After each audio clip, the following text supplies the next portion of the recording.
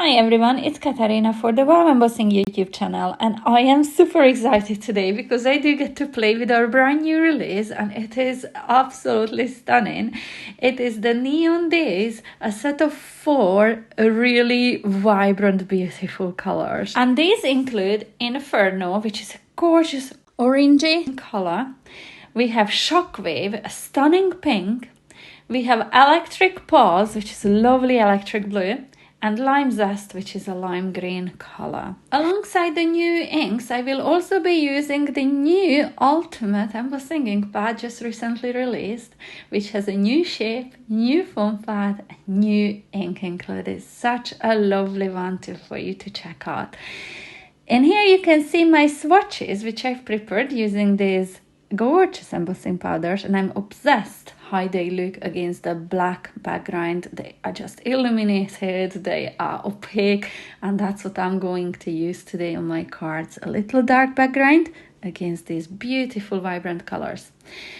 For my dies, I picked the Hibiscus Layering Die Set by Lisa Horton Crafts, which I've die cut from white card, once for each flower and then multiple times for the leaves. For the flowers, I'm going to use Inferno and Shockwave.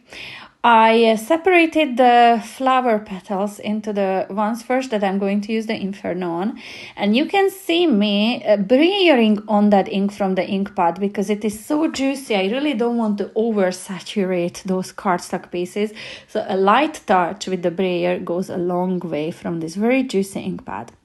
So I covered each of the pieces that I wanted to emboss with the orangey color in the Inferno, and I'm going to heat set them with my heat tool. And I know when they are done because the magic of heat embossing turns them lovely and shiny, adds that gorgeous coating onto the top of each of these elements. Once these are done, I am covering the rest of the flower petals in the Shockwave, which is this gorgeous pink, and again heat setting them using the Wow Dual Heat Tool, and I'm using these on speed number 2. And once done, then I'm going to move on to my layering leaves, some of them embossed with the Lime Zest and some of them with the Electric Pulse, making sure that I'm alternating the 2 different leaf shades there, so the blues will be layered on top of the lime green and the lime green ones layered on top of the blues. Give me some lovely variety.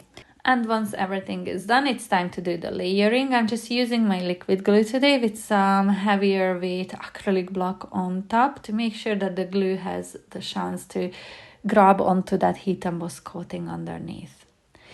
Then with the flowers, I do like to bring in the packaging because it gives me good reference on which piece goes on top of which one to create those 2 different looking hibiscus flowers. And the white dots that you can see are just from the glue that will all dry back clear, and you will see that on final pictures at the end of this video. When I was recording, I didn't realize I had so much glue sitting in there, but it will all dry back real nice and clear. So I'm arranging the second flower. And off camera, I also prepared some more of the leafy foliage just to make sure that I have enough to play with later. And as I mentioned, I want to use a dark background, so I cut a piece of black card to 5 by 7 inches in size. And I don't want this to be pure black, so I'm going to add some splatter to this. And to this, I chose the Luscious Powder by Indigo Blue. These are so beautifully pigmented. One of them is the Buttercup, which I'm adding to that little puddle of water I sprayed on earlier onto that acrylic block. And the other one is the Rosy Glow, again added to the puddle of water.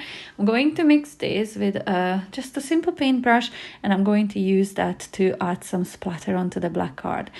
And I just added such a tiny amount of that powder, and just look how opaque these are. It is a really stunning but such a simple way to create some gorgeous background which will work so well with my flowers today.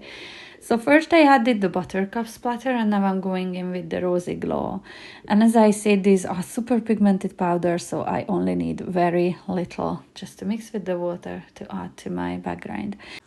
you can set this aside and let this dry naturally, or if you're impatient like me, you can just use your heat tool like I'm gonna do in here just to speed up the drying process. And then I have a piece of white card measuring 5.5 by 7.5 inches, and I am just inking up using one of my older ink pads this time, just the edges, and I am covering that in Shockwave, which is the pink of the 4 embossing powders. And I am going to heat set this. It looks like a hot mess, but we will only really see those edges, so that's why I didn't want to waste my powder embossing the entire panel when I really only will be able to see the 4 edges of this piece of card. I am gluing this straight onto the top of 5 3/4 by 7 3/4 of an inch white card using my collal glue. And then I have a piece of white card measuring just 1/8 of an inch bigger than the black card.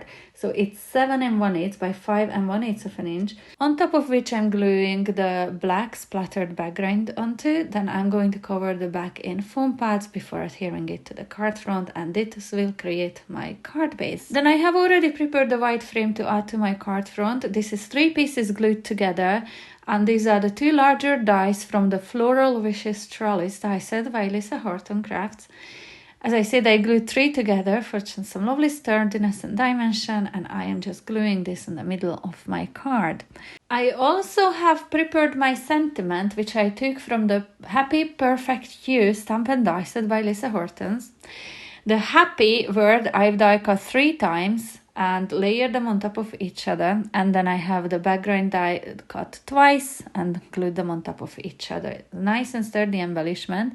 For a sub-sentiment, I stamped using Versamark black ink pad times R ahead, and I just cut it into a thin strip. To add some color to the word happy, I'm using the Inferno embossing powder. I dabbed the word into the ink pad, and then I just covered it in that gorgeous embossing powder before heat setting with my heat tool.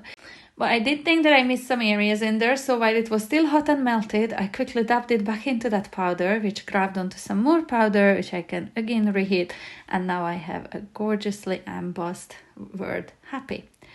I am gluing this on top of that white background die cut, which I layered 2 of in there, and just doing a little dry run in here to see which way I want to arrange all my embellishments. I will be using foam pads with some. First, I'm just gluing that top flower in there, but then I will come back and you will see that I will be adding some foam pads underneath those petals just to make sure that there's lots of support, making up for the height difference from that frame. I am tucking the leaves underneath here and there, and you can see what I mean, that these look so gorgeous against that black background in there. They just almost like light up the scene in there. I am genuinely obsessed with these guys. You got to check these powders out. And if you do decide to shop on the Wow Embossing Powder website, either the UK or the US website, I do have a discount code for you. You see on my screen now, WowDT Katarina. Using the code will get you 10% off your purchase, and it will leave me with a little bit of a kickback as it is an affiliated code, but it will cost you nothing extra. I really appreciate you supporting me that way. So in here you could see me adding foam pads with the sentiment as well, making sure I didn't add it just where the frame was interfering with it. And then just to finish off, I'm going to add some orange rhinestones in 2 corners, which again goes so well with the colors that I used today. And this finishes my card off for this video tutorial.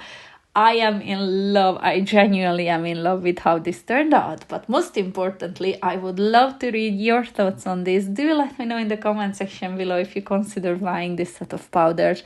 And if so, which one is your favorite? I adore the tropical feel this card turned out to have. For even more inspiration, be sure to check out all the other design team cards and projects too, not only on YouTube but across all of the Wow Embossing Powder social media channels. I will leave links to everything in the description box below so you can see all the fabulous mix for yourself.